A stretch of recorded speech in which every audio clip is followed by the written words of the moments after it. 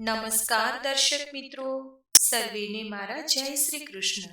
મિત્રો, આજના આ વિડીયોમાં આપણે સાંભળીશું કર્જ અને દેવામાંથી મુક્તિ મેળવવા માટેનો ચૈત્ર માસમાં કરવામાં આવતો એક ખાસ ઉપાય, જેનું વર્ણન આપણા શાસ્ત્રોમાં કરવામાં આવેલું છે અને કહ્યું છે કે ચૈત્ર માસમાં જો વ્રત, તપ, જપ અને ઉપવાસ ન થઈ શકે તો વ્યક્તિએ આ ઉપાય ખાસ કરવો જોઈએ, જે કરવાથી મનુષ્યને કરજ અને દેવામાંથી મુક્તિ મળે છે, તેની 7 પેઢી ધનવાન બને છે, આ લોકમાં સર્વ સુખ ભોગવીને અંતે સ્વર્ગની પ્રાપ્તિ કરે છે.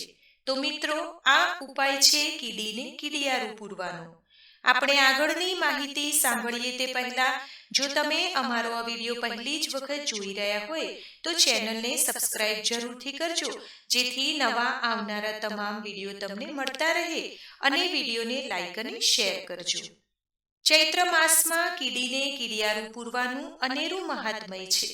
ચૈત્ર માસમાં કીડીને કીડિયારું પૂરવાથી કર્જમાંથી મુક્તિ મળે છે, સાથે સાથે અટકેલા કામ પણ સફળતાપૂર્વક પૂર્ણ થાય છે અને વિઘ્નો દૂર થાય છે.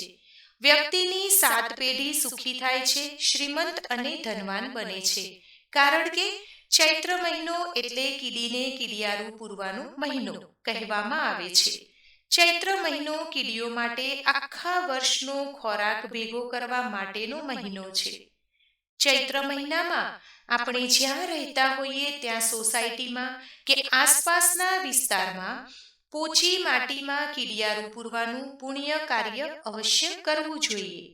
બાજરાનો લોટ કે ઘઉંનો કરકરો લોટ, દળેલી સાકર, રવો, સફેદ તલ અને તેમાં થોડું ઘી ઉમેરીને કીડિયારું બનાવવામાં આવે છે.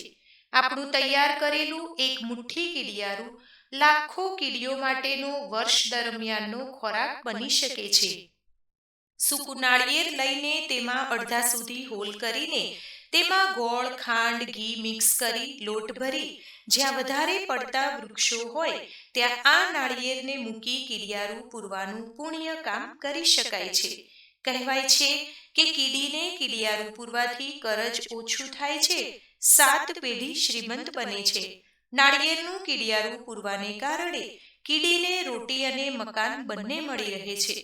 આ નાળિયેરમાંથી કીડીઓ ખોરાક તો લે છે, પરંતુ સાથે સાથે ચોમાસામાં વરસાદથી બચવા તેમને આશરો પણ મળે છે. આ રીતે કીડીને રોટી અને મકાન બંને મળી રહે છે અને આપણને અંતરના આશીર્વાદ મળે છે. કહેવાય છે કે જે લોકો નિત્ય કીડિયારું પૂરતા હોય છે તેમને મૃત્યુ પછી સ્વર્ગ મળે છે. આજે પણ ગામડાઓમાં નાની બાળાઓ જ્યારે પણ વ્રત કરે છે ત્યારે તેમની પાસે પણ કીડિયારું પુરાવવામાં આવે છે અને કહેવાય છે કે કીડિયારું પૂરવાથી પુણ્યની પ્રાપ્તિ થાય છે અને વ્રત ફળે છે. કુંવારી કન્યાને મનગમતો વર મળે છે.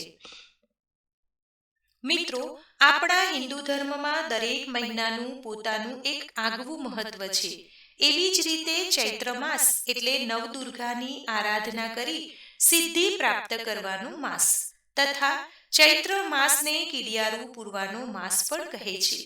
કહેવાય છે ચૈત્ર માસમાં કીડીને કીડિયારું પૂરવાથી ભૂખ્યાને જેમ ભોજન મળે છે અને અંતરના આશીર્વાદ આપે છે, તેમ કીડીઓને ખોરાક મળવાથી તે આશીર્વાદ આપે છે. કીડી ભલે સૃષ્ટિનો નાનો જીવ છે, પરંતુ એના આશીર્વાદમાં એવી તાકાત છે કે જે વ્યક્તિને તેના આશીર્વાદ મળી જાય છે તે વ્યક્તિ કર્જ અને દેવામાંથી ધીરે ધીરે મુક્ત થવા લાગે છે. એટલું જ નહીં, તેની 7 પેઢી શ્રીમંત બને છે. જેની કુંડળીમાં સૂર્યગ્રહ નબળો હોય તેમને દર રવિવારે ઘઉંનો કરકરો લોટ, તેમાં ખાંડ ઉમેરી કીડિયારું પૂરવાથી કુંડળીમાં સૂર્યગ્રહ બળવાન બને છે. તેને યશ, કીર્તિ, તેજસ્વીતા પ્રદાન થાય છે. સમાજમાં માન સન્માનની પ્રાપ્તિ થાય છે. દરેક વ્યક્તિને માથે થોડું ઘણું કરજ તો હોય જ છે, તો તેમાંથી મુક્તિ મેળવવા માટે ચૈત્ર માસમાં કીડિયારું પૂરવાનો મહિમા આપણા શાસ્ત્રમાં કહેલ છે. આથી જો તમે પણ કર્જમાંથી મુક્તિ મેળવવા માંગો છો તો ચૈત્ર માસ પૂરો થાય તે પહેલા કીડીને કીડિયારું જરૂરથી પૂરજો. તો મિત્રો, આજના આ વિડીયોમાં આપણે ચૈત્ર મહિનામાં કીડીઓને પૂરવામાં આવતું કીડિયારું અને ચૈત્ર માસનો મહિમા સાંભળ્યું. હું આશા રાખું કે તમને આજનો આ વિડીયો જરૂરથી પસંદ આવ્યો હશે. વિડીયો પસંદ આવ્યો હોય તો લાઈક કરજો, તમારા મિત્રો સાથે શેર કરજો. ચેનલને જો પહેલી જ વખત જોઈ રહ્યા હોય તો સબસ્ક્રાઇબ જરૂરથી કરી લેજો. ધન્યવાદ. સર્વેને મારા જય શ્રી કૃષ્ણ.